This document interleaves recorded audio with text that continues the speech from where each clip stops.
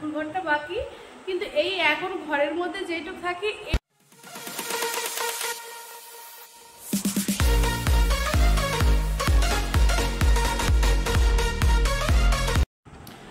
Hi everyone, আমি সীমা, তোমাদের প্রত্যেককে জানাচ্ছি আমার চ্যানেল ও পেজে স্বাগত। আশা করছি আজকের ব্লগটাও তোমাদের ভালো লাগবে। আচ্ছা, শুরুতেই বলিনি, যদি আমার ব্লগটা ভালো লাগে তাহলে প্লিজ আমার চ্যানেলটিকে সাবস্ক্রাইব করো, আর যারা ফেসবুক থেকে দেখছো তারা একটু ফলো করে দিও, আর সেই সাথে লাইক কমেন্ট শেয়ার করতে কিন্তু একদম ভুলো না। আজকের দিনটা মানে আমি এখন রাত 11:15 কাছাকাছি শুট করছি ভিডিওটা, আর আজকে যত সম্ভব দিনটা 8 তারিখ। চলো কটা বাজে তোমাদের ঠিকঠাক করে দেখিয়ে দিই। আমি জানি না, আমি তো দেখিনি, দাঁড়াও। এই দেখো এখন বাজে, দাঁড়াও, এই দেখো এখন বাজে ঠিক রাত 11:57, আর তারিখটা হচ্ছে এই 8 তারিখ সোমবার। আমি বাধ্য হয়ে শুট করছি এত রাতে। সাধারণত আমি ভিডিও শুট কম করি, এই সময়টা আমি ভিডিওগুলো এডিটিং করি, কিন্তু কি করব, মানে আমি এই কদিন ধরে শরীরটা খারাপ, শরীরটা এখনো খারাপ। বলার ভয়েসটা শুনে তোমরা যারা কন্টিনিউ আমার ব্লগ দেখো তারা বুঝতে পারবে, কিন্তু সেই কারণে না, শরীরটা ভালো না থাকার কারণে আমার কি হয়েছে, আমার কিচেনটা এতটা নোংরা হয়েছিল, সেই কিচেনটাকে আমি আচ্ছা করে ধরে ভালো করে ক্লিন করেছি। আর 3-4 দিন নাগাদ ঠিকঠাক করে ঘুমোতেও পারিনি, মানে সকাল থেকে দুপুর পর্যন্ত ভালো করে ঘুমিয়েছি। আর তারপরে ঠিক 8টার সময়, রাত 8টার সময় কিচেন নিয়ে পড়েছি। 8টার সময় ঢুকে কিচেনে আমি প্রায় 10:30 নাগাদ মানে কিচেন থেকে বেরিয়েছে, পুরো পরিষ্কার করেছি, ঘরগুলো মুছেছি, এই সমস্ত কিছু করতে করতে এত রাত হয়ে গেছে। নালে বললাম না, এত রাতে শ্যুট করি না, এই টাইমটা হয়তো এডিটিং করি আমি। আর রাত্রে আজকে খাওয়া দাওয়ার কিছু না, মানে সন্ধ্যায় একটু চা পকোড়ার সাথে একটু দুপুরের খাবার ছিল, খেয়ে নিয়েছি, ব্যাস। তাহলে রান্নার চাপটা নেই, কিন্তু রান্না করেছি, সেটা হচ্ছে তোমাদের দাদার জন্য। ও আবার রাত্রে খুব একটা ভারী খাবার খায় না, ওর জন্য সিদ্ধ ভাত, ঘি, ডিম ভেজেছিলাম, হয়ে গেছে। চলো আগে রান্নাঘরটা দেখিয়ে নিয়ে আসি কিভাবে ক্লিন করেছি। এইটা হচ্ছে আমার কিচেন। অনেকদিন ধরে একটা দিদিভাই বলেছে তোমার কিচেনটা আর একটু ব্লগ দাও, কিন্তু আমার না কিচেনটা এখনো ঠিকঠাক করে সাজানো হয়নি, এই কারণে না আমি আর ব্লগ দিচ্ছি না। কিন্তু এখন ভাবলাম যা আছে সেইটুকু শেয়ার করি না। এই হচ্ছে আমার কিচেন,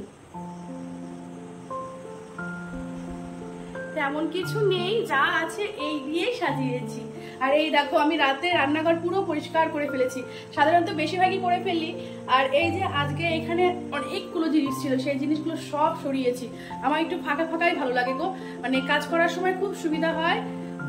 আর সেই সাথে এই বাস্কেটগুলো সব পরিষ্কার করেছি, এর মধ্যে এক গাদা নোংরা হয় জানো, ঠিকঠাক করে পরিষ্কার না করলে। আর এইদিকে প্রায় 11:10-এর দিকে আমার কর্তা মশাই ভাত খেয়েছে, এই দেখো এই এঁটো বাসনটাই আছে। তাছাড়া আমি বেশিরভাগ বাসনই আমার সব পরিষ্কার করা হয়ে গেছে। আমি সাধারণত এই দেখো এটা হচ্ছে আমি পরিষ্কার করে রেখে দিয়েছি আগে। কি বলতো, আমি না এই দিয়েই সাজিয়েছি। আর এই দেখো আমি রাতে রান্নাঘর পুরো পরিষ্কার করে ফেলেছি, সাধারণত বেশিরভাগই করে ফেললি। আর এই যে আজকে এখানে অনেকগুলো জিনিস ছিল, সেই জিনিসগুলো সব সরিয়েছি। আমার একটু ফাঁকা ফাঁকাই ভালো লাগে গো, মানে কাজ করার সময় খুব সুবিধা হয়।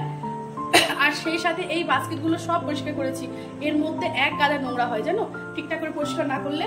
আর এইদিকে প্রায় 11:10-এর দিকে আমার কর্তা মশাই ভাত খেয়েছে, এই দেখো এই এঁটো বাসনটাই আছে।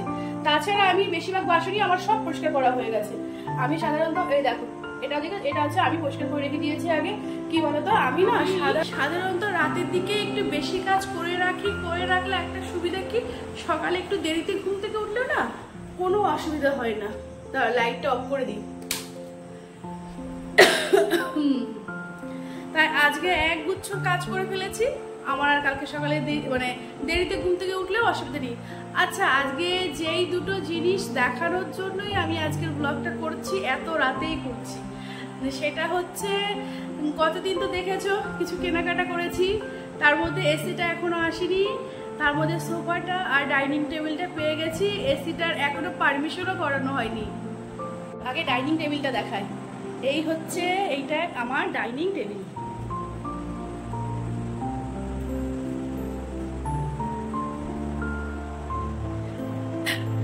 আচ্ছা দেখাচ্ছি, কিন্তু অনেকেই আমাকে কমেন্ট করেছো দেখাচ্ছ না কেন, দেখিয়ে দিলাম। আর তোমরা কিন্তু কমেন্ট করে বলো কিন্তু কেমন হয়েছে আমার টেবিলটা, অবশ্যই বলো। আর ওইদিকে দেখেছো জানলার এখনো পর্দা দেওয়া হয়নি, এইটা আলমারি হবে, এই আলমারিটাও এখনো কমপ্লিট করা হয়নি। আরে কোনোভাবেই আসছে না জানো, আজকে কালকে করে ঘোরাচ্ছে।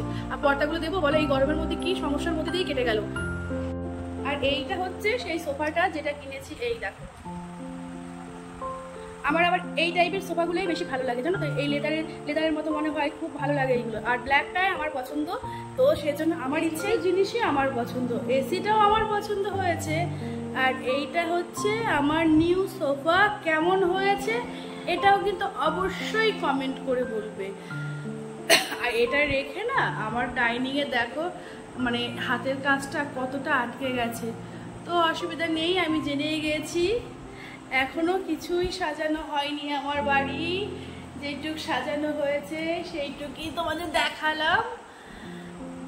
আর যখন কমপ্লিট হবে তখন সবটা দেখাবো।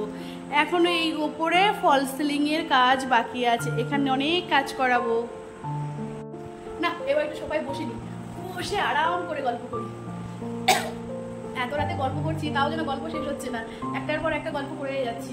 আজ আবার সন্ধ্যার সময় লাইভেও এসেছিলাম, তখন আজকে লাইভটা আমার খুব একটা ভালো লাগেনি জানো তো। আজকে মানে আমি নিজের দিকে স্যাটিসফাই হইনি, মানে আমার ইচ্ছা মতন আমি মানে কথা বলতে পারিনি। মানে কিচেনে পকোড়া করছিলাম, তার মধ্যে লাইভ বল হয় বলো? মেয়ে মানুষ একদিকে চা করছি, কিচেনে পকোড়া করছি, ওইদিকে সন্তান সামলাচ্ছি, সব কিছু কি একসাথে হয় বলো? শাড়ি পরেছি, শাড়িটাও দেখায় একটু। এই শাড়িটা না আমার অনেক আগের শাড়ি জানো, আমার বাবু যখন হয়েছিল, হওয়ার পরে প্রথম দুর্গাপুজো সেইবার আমার মা দিয়েছিল। তারা ওই শাড়িটাও একটু দেখায় তোমাদের।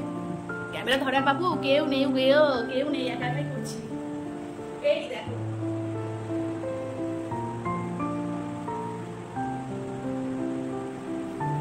কেমন কেমন লাগছে শাড়িটা পরে, অবশ্যই কমেন্ট করে বলো। কিন্তু দেখাতেও পাচ্ছি না, ক্যামেরা ধরার কেউ থাকলে খুব ভালো হতো, তাই না বলো? শাড়ি পরা আমার কাছে একটা উৎসব। আমার সোফার কালারটা কিন্তু পুরো ব্ল্যাক না, ব্ল্যাক আর কফি কালার, এই দুটোই কিন্তু প্যাকেট করা আছে। তো আর পরে তোমরা ঠিকঠাক কালারটা বুঝতে পারবে না, যতটা তুলে ধরা যায় ততটাই আমি ধরেছি। আর একটু এই ঘরটার এখন বর্তমানে আরেকটু কাজ বাকি আছে, মানে টাকা দেওয়াও আছে কিন্তু এখনো কাজ করতে আসছে না। ওই অ্যাডভান্স টাকা দেওয়া হলে যা হয়ে যায় বুঝলে। আর এই জায়গাটা বাকি আছে, এই জায়গাটা আমি টিভি রাখার জন্য ওই প্লাই দিয়ে যে সিস্টেমগুলো, যেটা কিচেনটা করেছি বাস্কেট টাইপের, এই জায়গাটা সাজাবো।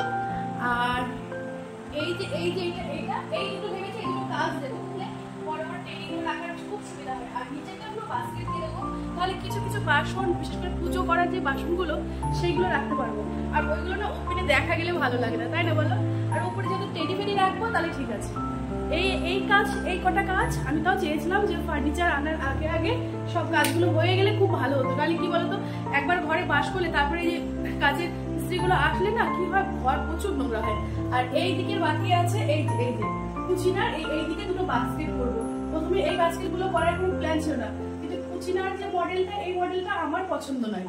এইটা কুচিনাটা পুরো আমার হাজবেন্ড কিনেছে তার ইচ্ছায়, তাই ওই দুটো সাইড বাস্কেট দিয়ে আটকে দেবো। এই কটা কাজ হয়ে গেল। আপাতত ঘরে এখন আর কাজ নেই, এরপরে বাকি আছে সিঁড়ির এখনো, মানে সিঁড়িতে এখনো প্লাস্টার থেকে কোনো কিছু করা হয়নি। কেন ওই সিঁড়িগুলোতে আমরা একটু উন্নত মানের পাথর বসানোর ইচ্ছা, তাই রেখে দিয়েছি, বছর দুয়েক পরে ওটা ধরবো। আর আছে উপরে 3 তলায় একটা রুম করা, আর ঠাকুর ঘরটা বাকি। কিন্তু এই এখন ঘরের মধ্যে যেটুকু থাকে এইটুকু হলেই ব্যাস বাঁচ। আচ্ছা তাহলে অনেক গল্পই করলাম, আর গল্পটা বাড়াচ্ছি না, তাহলে আমার ভিডিওটাও বোরিং হয়ে যাবে। আমি সাধারণত লং ব্লগ তবু একটু ছোট করারই চেষ্টা করছি।